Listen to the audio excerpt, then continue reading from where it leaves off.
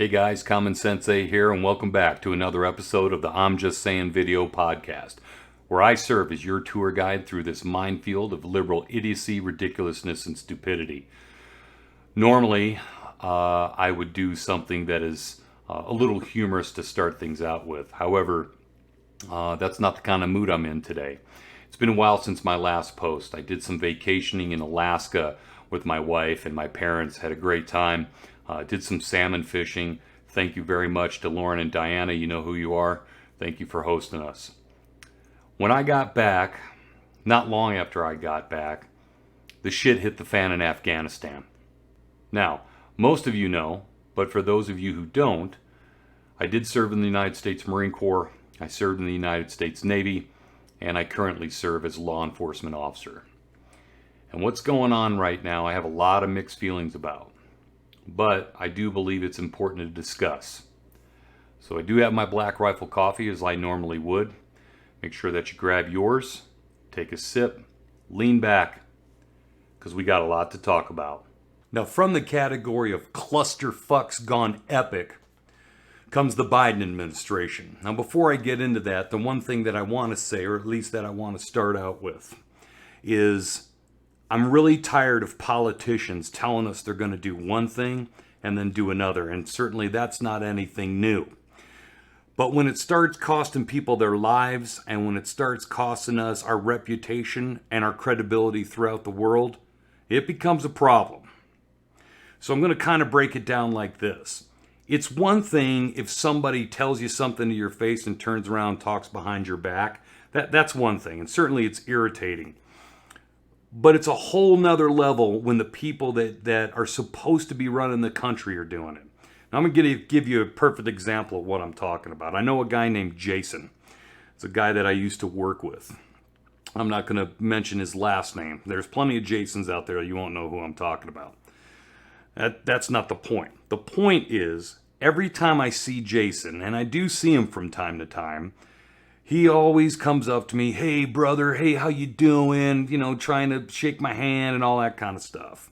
Yet then he turns around and he runs his mouth behind my back, thinking that it's not going to get out and that it's not going to get back to me. But it does. Now, I bring that up as an example for one reason and one reason only. It's one thing if somebody like Jason or somebody that you know does that. They want to run their fucking mouth behind your back. That's one thing. But when the President of the United States stands up there and addresses us as a nation and tells us that everything's going to plan, even though it's not, it kind of fucking pisses me off. And I'm going to tell you exactly what I'm talking about. Now, before President Trump left office, he came up with a plan to finish up the war in Afghanistan and bring our troops home. And I'm all for that. I'm supportive. I served in the military for 24 years, and I firmly believe, hey, if we got to go somewhere, let's go, let's get the job done, and then let's come home, okay? So, you're going to hear a lot of liberals say this had nothing to do with Joe Biden, it started with Trump.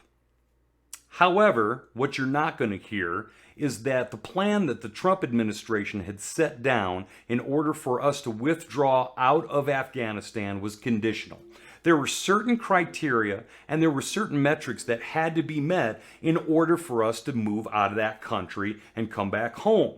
Now, President Trump, under his administration, we haven't had anybody get killed in over a year. In fact, pretty close to a year and a half in Afghanistan. You want to know why?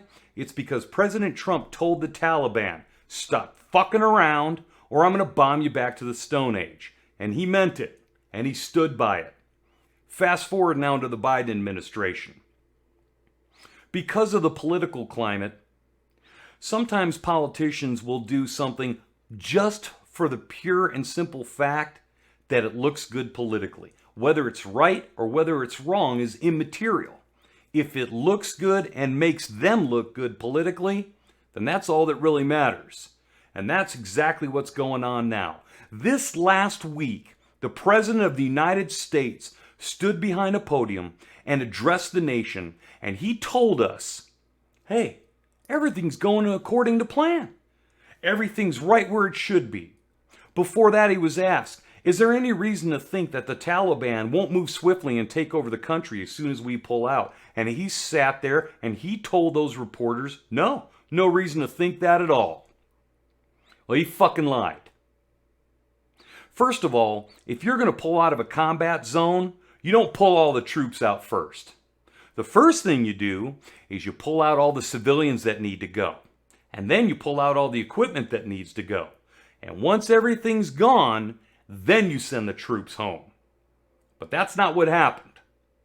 President Biden decided to send all the troops home, leaving billions of dollars of high-tech military equipment for our enemy in Afghanistan. Guess what else happened? We left a bunch of Americans behind. Civilians, contractors, people that we were supposed to protect. Some of which were Americans, some of which were our allies over there. Interpreters, people who supported us, Afghanis that worked for us.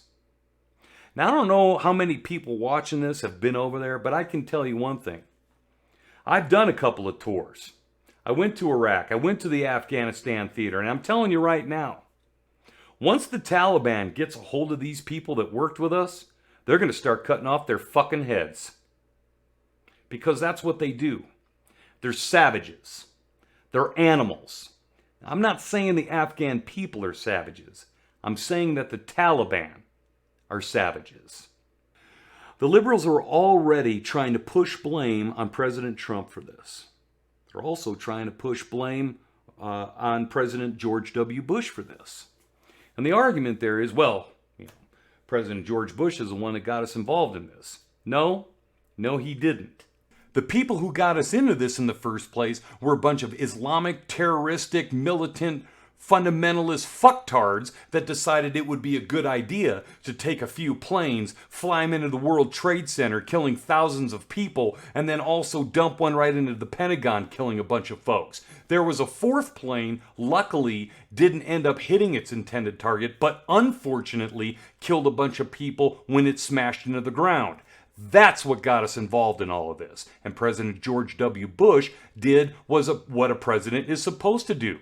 Hunt down the jackwagons that are responsible for all this and kill them. So then what happens? Obama becomes the president, Afghanistan continues, Trump becomes the president, Afghanistan continues, and then President Trump decides it's time to end the war. And he sets some metrics like we said before. He sets conditions. Enter President Biden. Biden takes office and he decides it's going to be a great time for him to claim victory that he pulled us out of Afghanistan and ended the war. And he fucked it up. He fucked it up. There's one guy to blame for this. One. So you can blame Trump. You can blame George W. Bush. You can blame Obama. You can even go as far back as to President Reagan and blame him because he started taking out terrorists in Libya and all other kinds of places. But there's really only one guy to blame. It's not the people who responded to the 9/11 attacks that screwed this up. It's the guy that wanted to take credit for getting us out. Now, I'm not saying we should stay there indefinitely. But if you're going to pull out of a war zone, there's a right way to do it. And we've talked about that. You don't pull all the troops out first and then leave people to fend for themselves and leave a bunch of advanced weaponry for the Taliban to take over. See, here's the thing. Back during the Gulf War, I remember having a conversation with some of my fellow Marines that if we didn't go in and take Baghdad, we'd end up going back. What did the politicians do? They told General Schwarzkopf, who was in charge of the Allied forces during Desert Storm, nope, we're only here in order to liberate Kuwait. Now that we've done that, we're going to wrap it all up and we're going to go home. And I can remember people saying, you know what? We should probably finish this or we're going to have to come back. Well, guess what happened? No shit. We had to go back. On more than one occasion during press conferences recently, President Biden has told people, I've been instructed to say this. I've been instructed to only call on these people. I've been instructed to answer this. Let me ask you something. In fact, let me ask you a question. When the fuck did the President of the United States start taking instructions from handlers? When? Can you name a president ever in your lifetime or in history that would have come out and told the American people, well, I'm only supposed to talk about this, or I've been instructed only to say this? Now, certainly he has advisors, I get that. And advisors are going to advise him, hey, sir, you may want to touch on this. Don't forget about this. It might be a good idea for you to touch on that because the American people might want to hear about it. But no. That is not what's going on. What's going on is someone or some people are instructing the President of the United States what to say at press conferences. Now, if we can't even rely on the President of the United States to form a coherent thought without stuttering, stammering, and making a complete jackass out of himself, and also while being told exactly what he's supposed to say, then how in fuck's name can we possibly trust him to do anything important such as handle the Afghanistan disaster that he caused? This man is dangerous. He should not, under any circumstances, be in charge of anything. He doesn't belong in the White House. He belongs in a retirement home. Now let's look at the Taliban's new arsenal because of this disaster. We left 22,174 Humvees. Now these are up-armored vehicles. A lot of them have already been outfitted with Mark 19 automatic grenade launchers and other machine guns such as the Ma Deuce or the M250 cal. There are 634 M1-117, and these are basically personnel carriers. They're up-armored vehicles. And we also left 155 MRAPs. MRAPs are mine-proof vehicles that are used to transport troops as well and can also be mounted with machine guns and other armament. There's 169 M113 armored personnel carriers, 42,000 pickup trucks and SUVs. A lot of times these are up-armored as well. 64,363 machine guns that we left, 8,000 trucks. Now this is the deuce and a halves and also the 5-ton trucks. 162,043 radios, a lot of which have the technology or have our encryption technology embedded in them. 16,035 night vision goggles and other devices such as binoculars and optics that could be mounted on rifles. Speaking of rifles, we left 358,530 rifles there. Now most of these are M16s and M4s. 126 295 pistols and 176 artillery pieces. Let's talk about some of the aircraft. Now, there's 33 Mi-17s, and this is a Russian transport helicopter, former Soviet design. We left 33 UH-60 Blackhawks there, and 43 MD-530s. Now, these are called Little Birds. They're a lot more agile, much quicker than, let's say, the UH-60 Blackhawk. They don't hold as many people, but they can also be outfitted with a number of different weapons. Fixed-wing aircraft, 4 C-130 transports, 23 A-29s, 28 Cessna 208s, and 10 Cessna AC-208 strike aircraft. Now, where did this information come from? First of all, it came from the U.S. Government Accounting Office. Secondly, it's important that you also know that it came from the Special Inspector General for Afghanistan Reconstruction, in other words, our nation-building authority. Now this makes us look weak, not only in the eyes of the Taliban, but also in the eyes of our allies and the rest of the world. A couple of days ago, because of this weakness, a suicide bomber hit the Kabul airport, killing 13 U.S. service members, 10 Marines, 2 soldiers, and 1 Navy hospital corpsman. This was unnecessary, and it was avoidable. And there is one man who is responsible for those deaths, and that is President Joe Biden.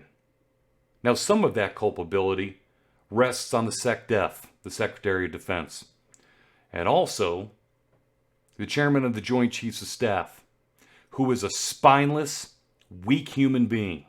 See, when you're the chairman of the JCS, your responsibility is to advise the President of the United States on national security and what is best militarily for our troops and for the mission. And when you don't do that, that is a failure of your duties. When you don't do that, you are negligent in your duties. The chairman of the Joint Chiefs of Staff, General Milley, should absolutely be court-martialed. Now, those 13 service members were brought home today at Dover Air Force Base on a transport plane. Each one of those coffins, each one of those caskets were pulled off one by one. And guess who was there? The President of the United States was there, as well as he should have been there. But he didn't even have the respect to salute them as they came off one by one and were loaded into transport vans. Yeah, he put his hand over his heart. This is the commander-in-chief of the United States military, and he couldn't even do a salute. He couldn't even render a salute to these fallen Marines, soldiers, and a sailor and show them the respect that they deserved. This could have been avoidable. And he stood there while they took each one of those service members off of that transport plane, and at some point, he looked at his watch, looked away from the caskets, and looked at his watch. Don't believe me? Check this out. Now I have a question for President Joe Biden. What the fuck was so important that you were looking at your watch when these dead service members, the people that you are responsible for, the people that you got killed, what the hell was so fucking important that you had to look at your watch? What was so important? Where did you have to be? Did you have somewhere else more important to be? Some other kind of pressing matter that you needed to attend to that superseded the death of these Marines, soldiers, and a sailor? The ones that you claim to lead? Joe Biden could give a rat's ass about anything other than how he looks politically. I don't care what you had going on. I don't care what appointments you had. I don't care what speech you were going to give, who you were going to meet with. You had the responsibility, you had the obligation to be there, not only for them, but for the American people and the families of those soldiers, that sailor, and those Marines, to show them the respect that they were due. And it was not important enough for you. Now, I don't care where you fall politically. I don't care if you're a Democrat, if you're a Republican, or if you're an independent. This should sicken you, regardless of your political affiliation. See, here's the thing. I've been overseas. I saw combat. I've lost people. I've lost friends. I've lost people that I was in charge of. And not a day goes by that I don't think about it. You know, not too long ago, I was telling somebody a story that before my last tour overseas, I volunteered for it. Some tours I didn't volunteer for. I was just in the military and I got sent. But I fought to go back overseas again. I was on recruiting duty. And I asked to leave recruiting duty to go serve overseas. And I had people ask me at the time, why are you doing that? You know, it's one thing if you get sent over there. Why would you volunteer to go back? You've already been. Why would you go back voluntarily? You've got a family. You've got kids. And you know what I told them? I felt at the time, and I still feel this way, that if I could go over there and I could teach one person, at least one person, something that would keep them alive, something they didn't already know, that would get them home to their families, that I think I had the obligation to do that. I had the obligation to impart some kind of training, to impart some kind of experience that I had in order to help them come home. See, I took an oath, just like every other service member, to uphold the Constitution of the United States. I didn't swear an oath to a president. I didn't swear an oath to a politician. I didn't swear an oath to anybody other than the American people and the Constitution. And that I would obey all orders of the President of the United States and the officers appointed over me. But when I took that oath, those orders have to be lawful. When I retired from the military, I took that oath again as a law enforcement officer, and I take it very seriously. Joe Biden turned his back on us. The chairman of the Joint Chiefs of Staff, Army General Milley, turned his back on us. Those 13 U.S. service members are dead because of this administration's failure to give a shit.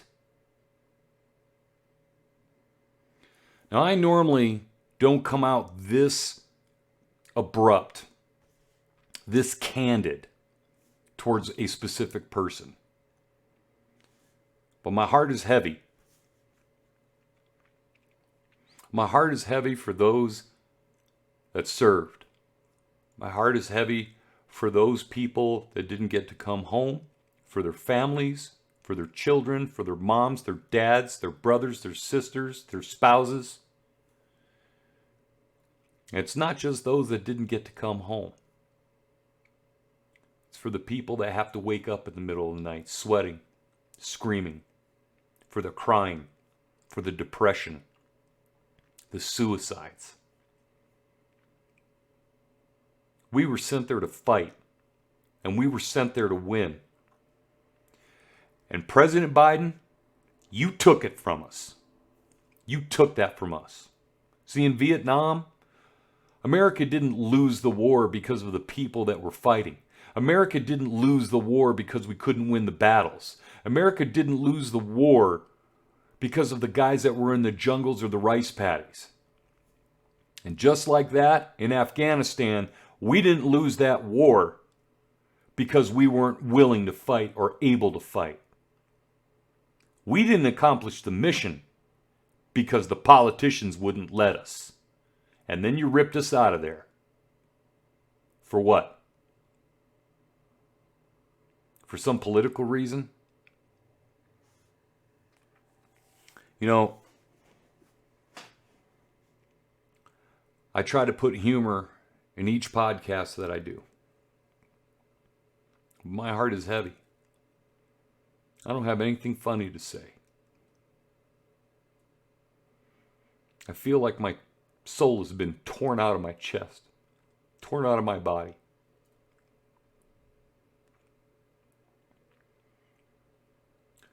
When I look at my children, when I'm an old man, and my grandchildren ask me, "Hey, Grandpa, did you fight in the war?"